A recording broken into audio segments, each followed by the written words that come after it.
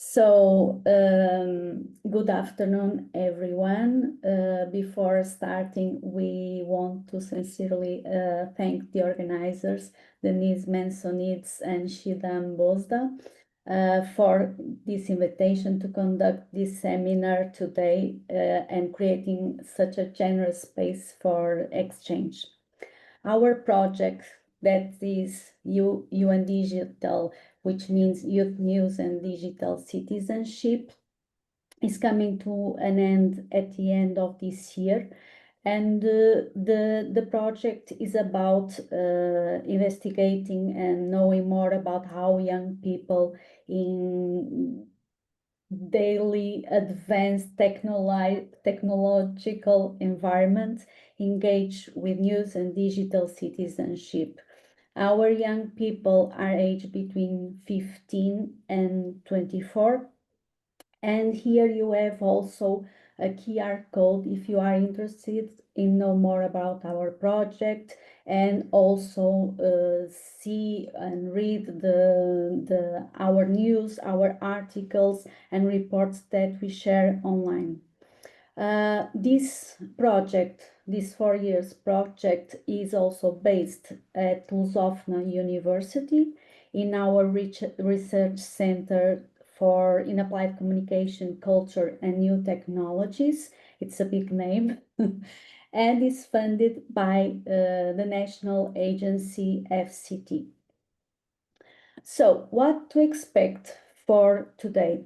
We will focus on our non-formal spaces, such as school libraries and information and communication clubs in schools, can become also laboratories for digital well-being and citizenship. What we bring today is still under a work in progress analysis, but today's presentation builds from a series of webinars we held between November last year and June of 2025 with information and communication clubs, and also based on teachers' interviews. So, moving on, it's important also to, and as was explained in the title of the communication and in our abstract, the word digital being is a key word in this presentation too. So in an age we live in, we have our daily selves and our daily routines so profoundly embedded in digital interaction, we think this definition of well-being brought by Burr, Taddeo and Floridi is very important as bringing the idea of balancing and live a life that is good for us. So in this sense, digital well-being is less about screen time or digital citizenship and more about balance, inclusion, agency, empathy, and ethical reflection too. Talking a little bit more and unpacking a bit more about the clubs, the information and communication clubs, and how it is part of our project. It's important to say that these were born through this project held between YouNDigital and the clubs was possible through our Ministry of Education. It's part of an initiative for digital education that we have in Portugal, and these clubs play an important role in the process of developing different literacies and promoting active citizenship. So the clubs were, in this sense, bridge formal and non-formal learning. They operate as a school-based but flexible structure where they can, with a leading teacher, they can work on their school TV, radio, podcast, photography, and school newspaper, for instance. In this initiative or project that we inside the project that we have with the Ministry of Education and these clubs of information and communication clubs, we held different activities. Okay, we held, for instance, master classes, webinars, and also newsroom challenges, and it was also planned to have boot camps. But unfortunately, due to our new government reorganization of Ministry of Education, the branch inside of Ministry of Digital Citizenship was dismantled. Okay. So the participation in these events were open to all schools from north to south, and we had in fact schools from everywhere in the country coming to the master classes, for instance. Different ones each session, but also those that were coming each session with more regularity. And the boot camps were also a space where we could also bring topics in which three things are transversal along the all webinars, master classes. So topics that we approach during those moments: ethics, journalism, and artificial intelligence covers all these webinars, but they had also a specific issue or topic that we were able to present and work with them during that class. So we brought, for instance, ethics and responsibility in news production, but also responsibility in the production of content that does not perpetuate hate speech, for instance, but also issues around copyright and the future of journalism and information in the landscape we live of AI. So these master classes were organized with a previous part where we introduced the topic in question, and we also took that first part of the master classes to answer to questions that the clubs sent previously to the session, knowing already the topic that was going to be explored. We had a moment also where the teachers and the clubs could work in parallel breakout rooms where people from the project and from the Ministry of Education were also participating in a way to break the ice and starting to reflect on these issues, but giving the floor to them. And we also produced a Padlet for this initiative in order to collect some ideas, comments, and suggestions that were shared in the groups in a Padlet. When returning to the main room, each group had the space to share what was discussed during that time. And this is also helpful and enriching because the groups had different approaches to each subject. And in the end, to finalize the webinar, we introduced the topic for the next session and also made an invitation to respond to a challenge in our newsroom. And I will talk a bit more about the newsroom later. We also had a face-to-face event in schools.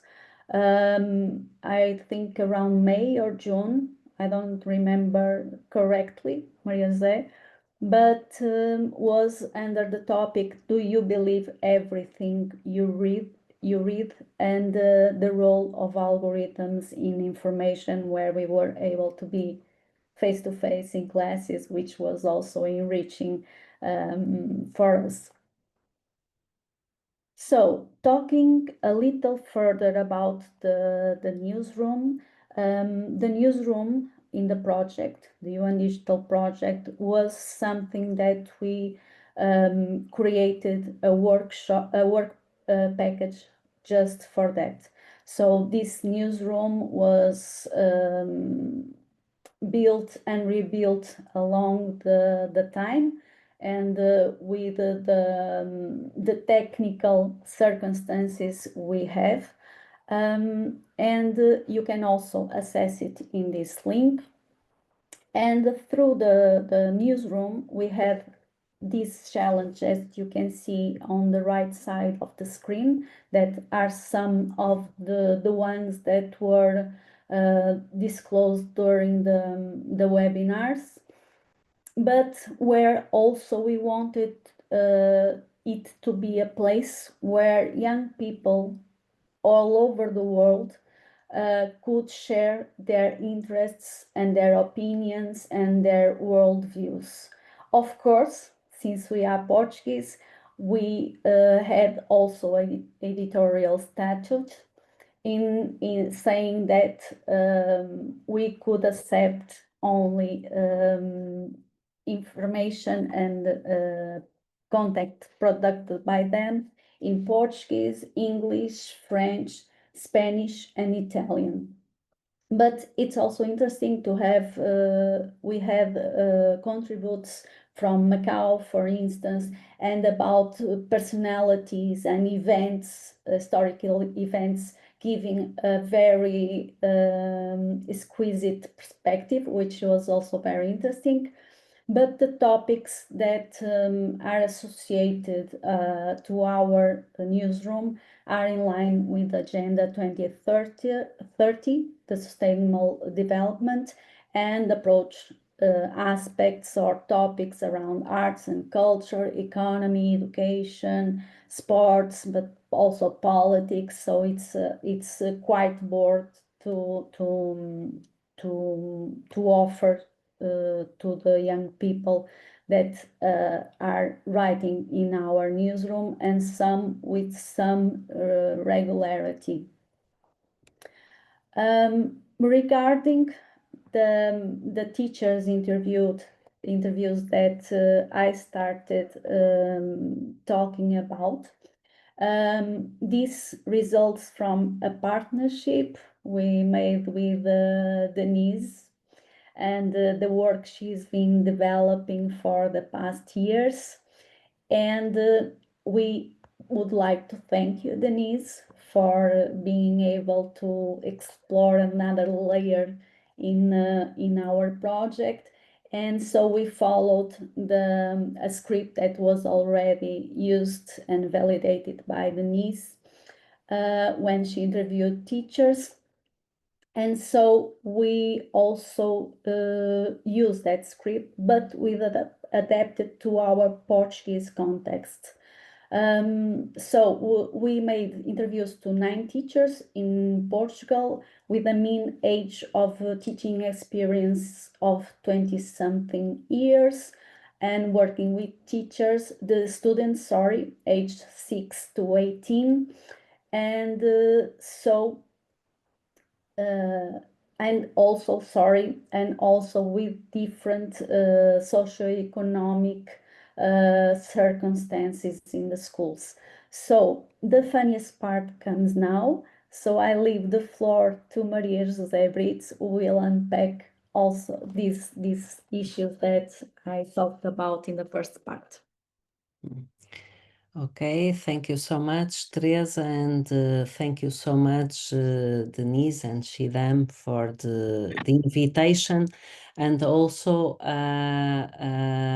to give us the opportunity to think more also on the scope of the DigiMig project on migrant generations. So it's also a pleasure for us. And let me tell you that this was our first tentative, to have a first still exploratory analysis of the interviews, and also to try to bring some connections also with the partnership that we had with the Ministry of Education for the information and communication clubs.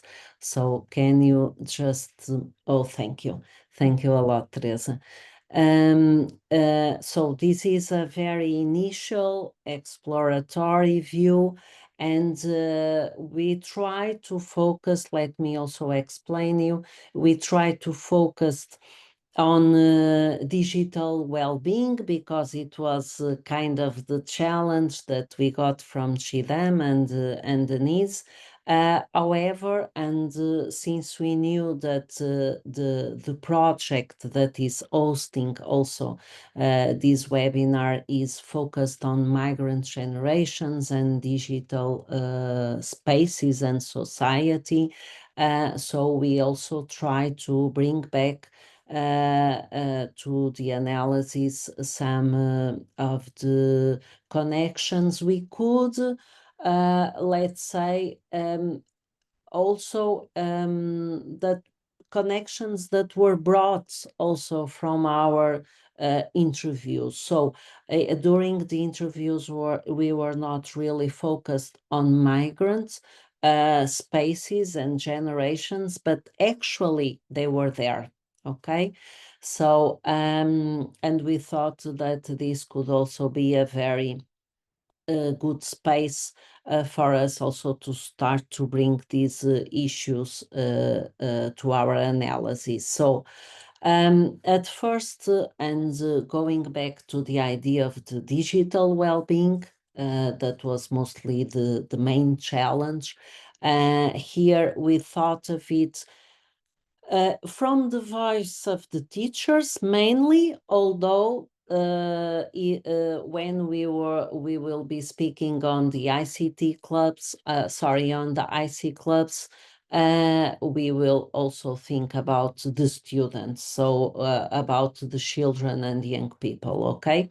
So, considering aspects of digital well-being, we highlighted these three dimensions that were very present, especially in the interviews with the teachers.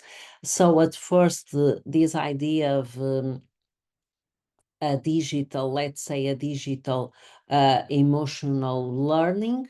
And going back to what Teresa mentioned previously with the literature review on empathy as something very relevant. And so, for instance, during the interviews, we got ideas from the teachers such as, for instance, this emotional space and also empathy space towards the difficult issues, like, for instance, war, that even if the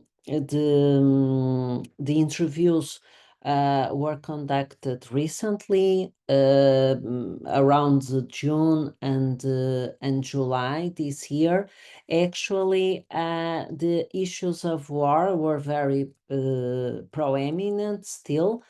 And also, like another teacher, Beatriz, and let me tell you that, of course, these are anonymized names, that she was telling us how it was relevant, kind of as what she mentioned as an empathy test, to discuss issues of racism, or also issues of migration and immigration, trying to bring back questions to the students, like in this kind of decision or context, what if it were with me? So how can we bring to our common space issues that were kind of issues that were related with the persons that were not Portuguese, or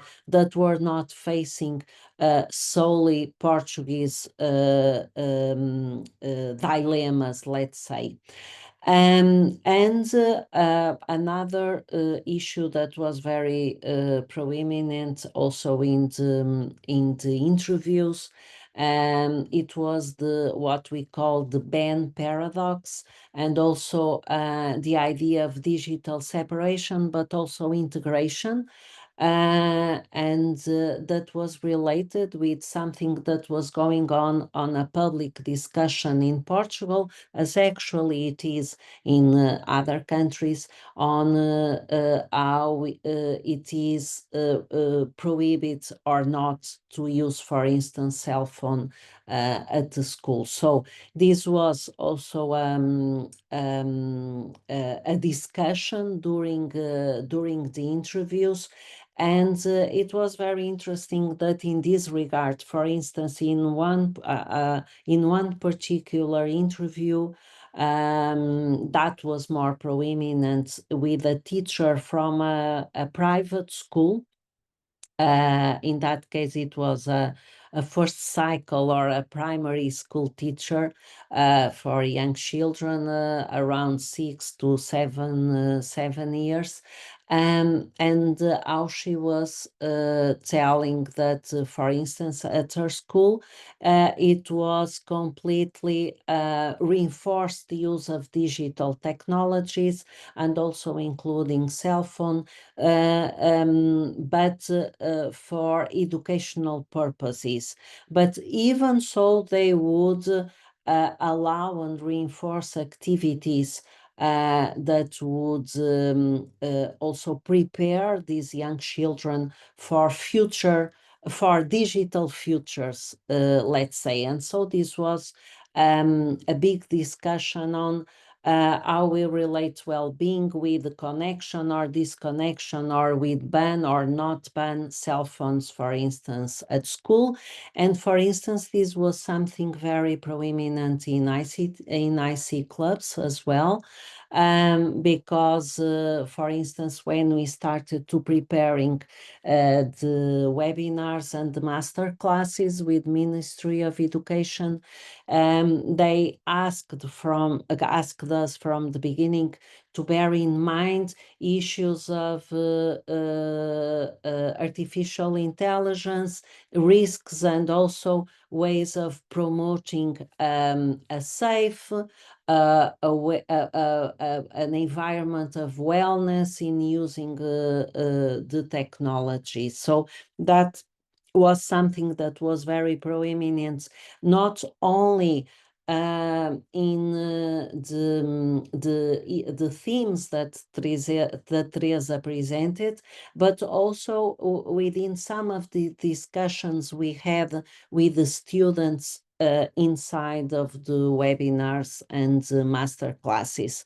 And then another issue that was prominent as well, that was to think on critical media literacy as a core life skill. This was something that was prominent in teachers. I would say all teachers interviewees these courses, but also, and as we will see also in the next slides, something that the teachers would find as an opportunity, but also as a risky factor given that, can you just go move? Oh, thank you.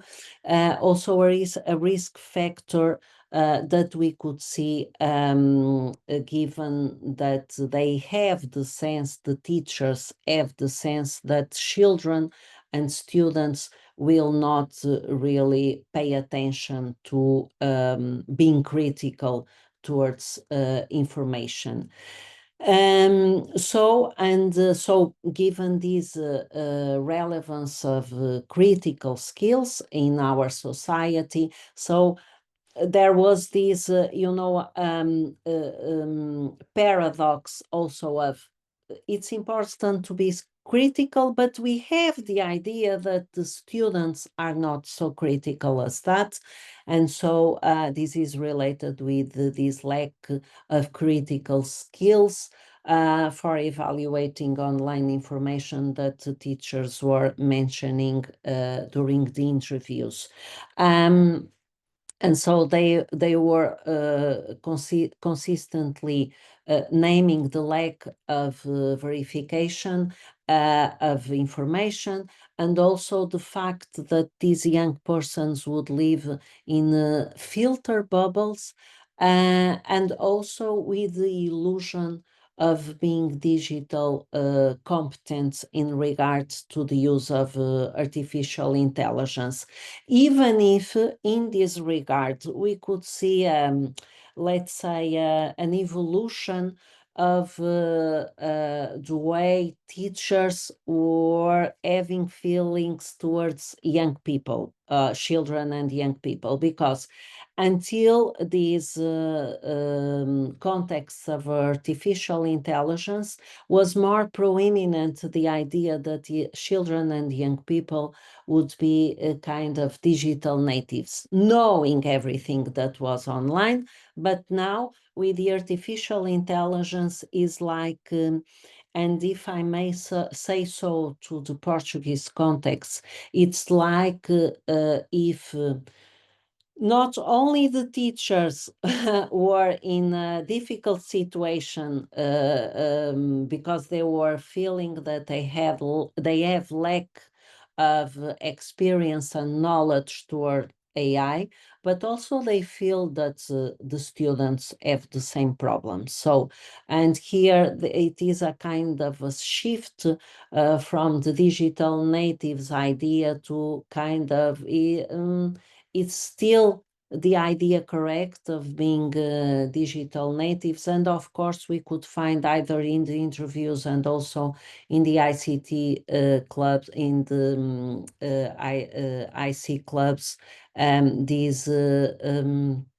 struggle in relation to artificial intelligence, but specifically towards ChatGPT, because usually they will make this connection or establish this connection between artificial intelligence and the problems related with ChatGPT, maybe misconsiderating that there are other places, because ChatGPT is just one place that can put us thinking about artificial intelligence. So, Teresa, can you just, okay, thank you. And so this dimension was also proeminent in their discourses of the constraints of the curriculum and also freedom of the library space. So, as Teresa was explaining in the beginning, the libraries at schools in Portugal, they are very proeminent spaces of learning, but they have, of course, more how would I say, now I'm forgetting the a more non-formal context of education, even if they work very closely with the school context and school subjects in the more formal context of education, okay? And here we could not help to think about what Carla, one of the teachers we interviewed, that she is a teacher for some decades, 3 decades, and she is very close to her retirement time, and she is a math teacher. And it's a very interesting case, because she made us think about this. So particularly, I gave her and other colleagues of her, of course, training on these subjects, and namely on questions of disinformation. And so during the training, she was very open to the idea of bringing the issues of well-being, disinformation, media literacy to the classes. So that was a role as a trainee. But then when she was in the role of a teacher, it was like she has forgotten everything, you know. And so the idea was, well, in my classes, I have to deliver math. And so I don't have quite a role for discuss these issues of digital well-being or issues related with digital spaces. But of course, but when we were interviewing, for instance, teachers from libraries, they were always telling us we feel more free. We know we are more free than our colleagues from our colleagues that are delivering the more formal subjects. And let me here tell you that this was something that we could also find in for instance, in the interviews. Well, in IC clubs, it was more us trying to promote also these relational habitus in regards to media education and the digital spaces. But in the interviews, we got the sense that through the lens of the teachers, schools are less and less spaces of relational habitus. Teresa, sorry, I was now trying myself to move the slide. Sorry. So, and given the specific migrant context, not only in the interviews, but also in the IC clubs. For instance, in the IC clubs, we were trying to, when we were delivering the webinars and the master classes, we were trying to let them know that they could use all these subjects in different languages, for instance, trying to address the different community and more diverse community that we have nowadays at schools. Let me tell you that recent reports on the number of nationalities in Portuguese schools. So we've moved from in the past years of having mostly Portuguese students and some Brazilians or ex-colonies students, and also some students from France, and also with a British background, to a huge diversity context in this regard. And for instance, there are now some schools, for instance, with 40 and 50 different nationalities, namely in Greater Lisbon and Greater Porto. And let me tell you that when I say 40 or 50 nationalities, then you can imagine that this will be more in the question of language, okay? Because, for instance, if we think a person from Cape Verde, for instance, we can imagine that we'll talk in Portuguese, but also can talk in Criollo, for instance, okay? So that will increase the challenge. So this was very prominent, and for instance, in IC Club's webinars, we were trying to promote this notion that they could introduce these aspects in the curriculum and also in non-formal activities, because they could use different languages, okay? But for the interviews, it was also very prominent, this importance of dealing with topics, for instance, news topics, as forms of engagement different communities. And let me tell you that, for instance, I'm now here trying to rush because of the time, but let me tell you that, for instance, for the political engagement aspect, the Brazilian students were mentioned by different teachers, for instance, and we could also find that in our interviews in the project, as being more political, let's say, than the other children and young people, namely due to the different polarized situation that is being lived in Brazil. Also, some teachers telling us that they were using, for instance, and also in this space of empathy promotion, to use the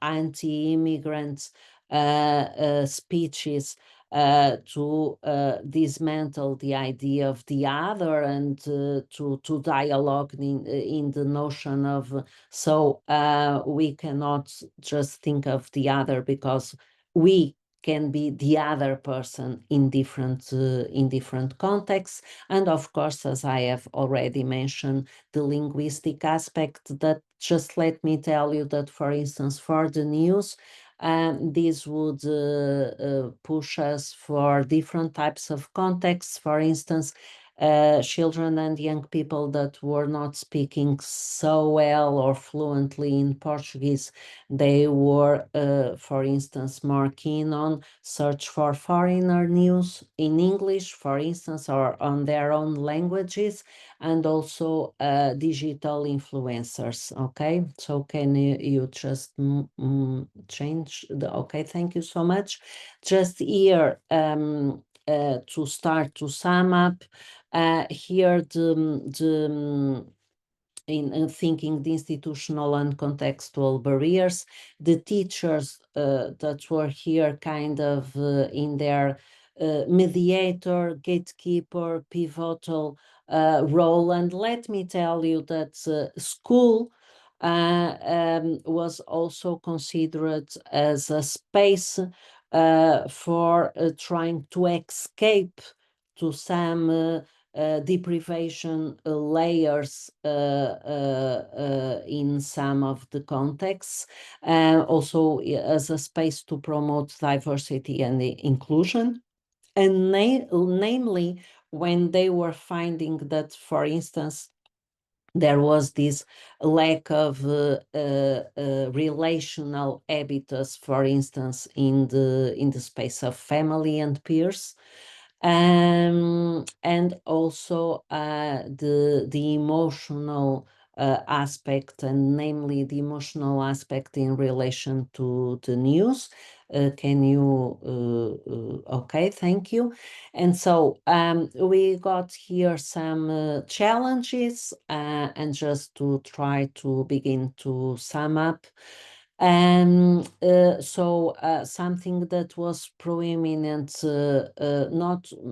not that much in the IC clubs, but more on the interviews, this idea of a sort of decline of social interaction, namely face-to-face interaction, for instance, at school. This fast news consumption also as a challenge, namely having in consideration different types of persons from different types of backgrounds, namely in relation to the country of origin.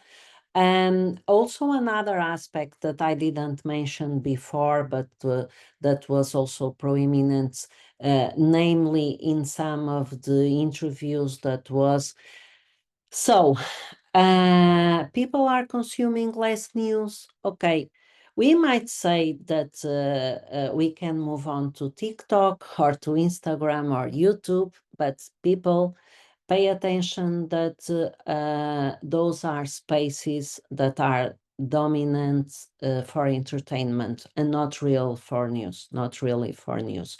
And for instance, there was also a teacher that was telling us, well, I could see some years ago at the playground, they were playing as if they were news anchors, but now they are playing as if they are digital influencers. So there's a change. And so maybe those spaces are not what will save us from the problems in relation to news. So can you, okay, and so this is related with this ability to engage with the news and also to shape it in regard to the social cultural environment. For instance, as I was mentioned, with, for instance, the Brazilian students, teachers were always telling us how important the family dimension was, especially because they could not do everything at school. And as Teresa also mentioned, these unexpected changes in government that sometimes happens. And for instance, for us, the IC clubs are still running and they exist, okay, but the program in the Ministry of Education that was more targeted to that aspect was kind of interrupted. And just this idea, if you want to search, because I saw this today and then I put it here, this is a post to the ban of digital childhood that was published by David Buckingham in his blog. So if you want to go, because it was on this dilemma of should we ban or not ban cell phones and so on. So this is just a tip for further readings. And now to finalize and to think about the possible future research that could integrate these digital well-being aspects and also news, because it was a subject a critical subject in the interviews and also in a way in IC clubs as well. So to improve the digital well-being on mental and emotional health in news consumption as an important aspect to the research, critical things and autonomy in digital well-being and education, and finally, media use and entertainment in digital well-being education, namely considering aspects that I've mentioned, that spaces of entertainment might not be the spaces that we thought that could be for, let's say, more traditional news. And just to finalize the last slides on how, and thank you again for the challenge, Shidem and Denise, because this made us also to consider these very important aspects that sometimes in the running of our lives we don't consider, to integrate digital well-being into the pedagogical models, and maybe further than the pedagogical models in the context of our lives. And that's it. Thank you so much. Sorry for rushing, and also sorry for the still very preliminary analysis. And of course, thank you, and we are very welcome to questions. Thank you so much.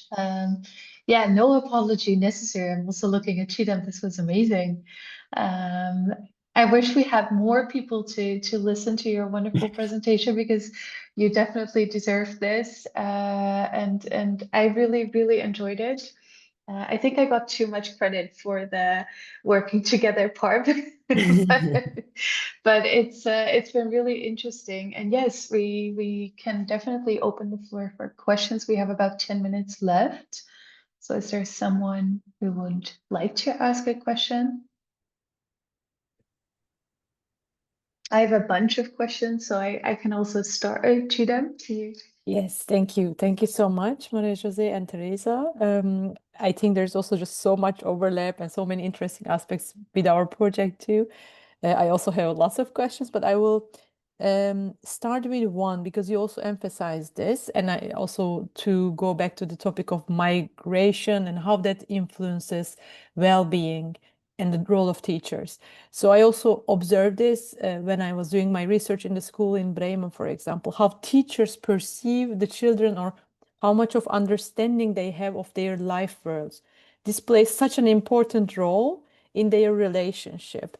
To give an example, like a child who has recently migrated and had traumatic experiences, digital media, entertainment might be a way of coping with this, but the teachers, if they don't have an understanding about this, they might perceive it as like a leisure time, a pastime thing. Just as an example of how this perception can be a bit biased or skewed in a sense. What do you think was, or how were the teachers equipped to understand these different life stories, especially when it comes to migration, or did they have any biases, for example? Because this could really also impact the well-being of the children, I think. Mhm. I don't know, Teresa, if you want to You can go ahead. I would just like to tell that that aspect of everything having to be educational around digital devices is something that's that happens also in our research, and the importance of having leisure time. Because also part of our well-being depends on that. So, Maria Jose. Mhm. Yes, thank you for the question, Shidam. And I would also say that in this regard and in regards to young people, children and young people from other countries or other nationalities rather than the Portuguese in our context. And I don't think I'm being biased when I'm saying this, okay? Of course, I have to rely on the context of our research that has a context also on news. But what we found out in these interviews and also in the interviews we did with young people, and also in the survey with young people, is that the news context is also relevant. So, and I would say that the news context might have two aspects. One that we cannot ignore, that is, of course, pressing for the mental health, because they would be dealing with a difficult situation, difficult type of news, okay? So of course that exists, but what we found out was that for them it was also important to know more about news in their previous, let's say, spaces of living in their origin of nationality. And this was, as I said, very pressing in the students from Brazil, and also in the interviews from the teachers when they were mentioning students from Brazil, and that was pretty much related with the polarized situation they are living for several years. So this was very prominent. Of course, this has a stressing aspect, a mental health stressing aspect, but in a way, they also want to know more about what is going on in their country of origin. And I would say here that more than they want to know on the country where they are living in. And I could connect this, what happened in Portugal some years ago, with the financial crisis. So within the times of financial crisis in the decade of the 10, so let's say around 2010, 2014, 2015, around those years, Portuguese young people were very much keen on knowing what is going on in my country. Also in a perspective of I have to know more so that I can better cope what is going on. So we could feel this, and the other aspect would be to use the otherness as a form of bringing persons together.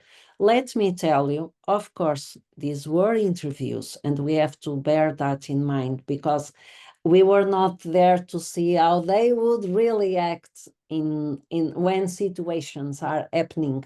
But in the interview process, I would say that was more relevant for them to deal with situation and try to have the best of the situation that is difficult, because they were used to have a more, let's say, cohesive, not so diverse cultural environment, the teachers.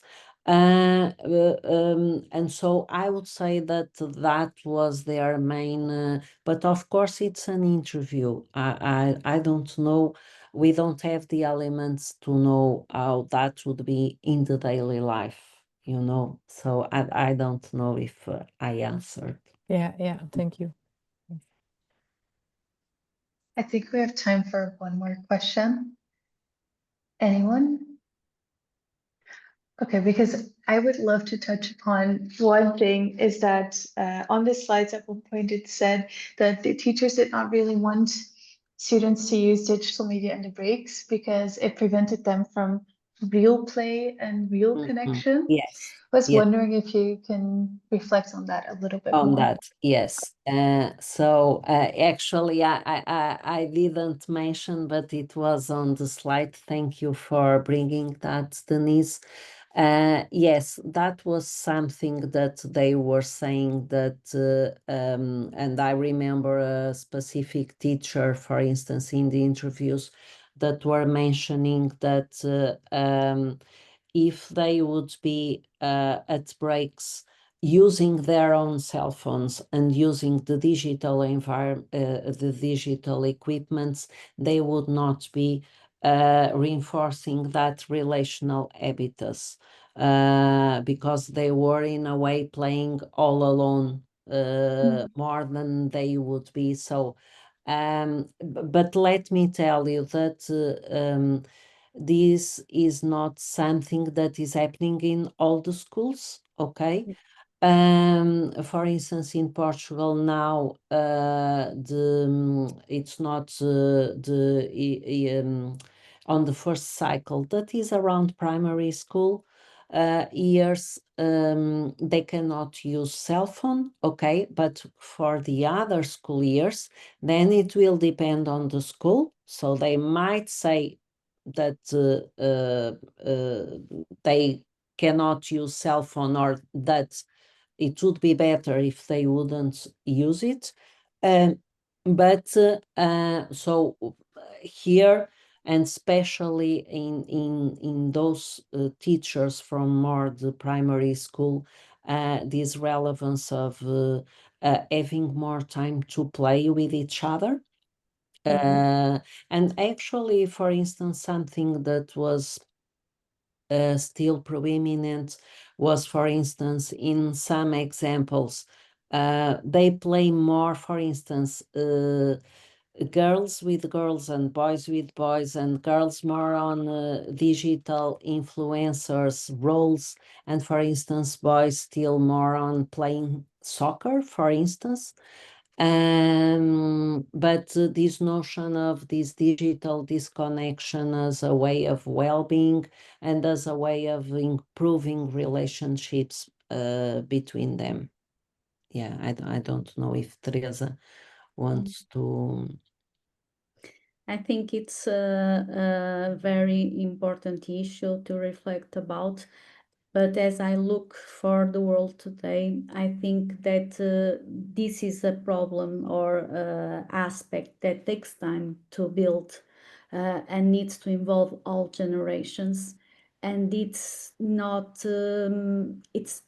possible to put a band-aid to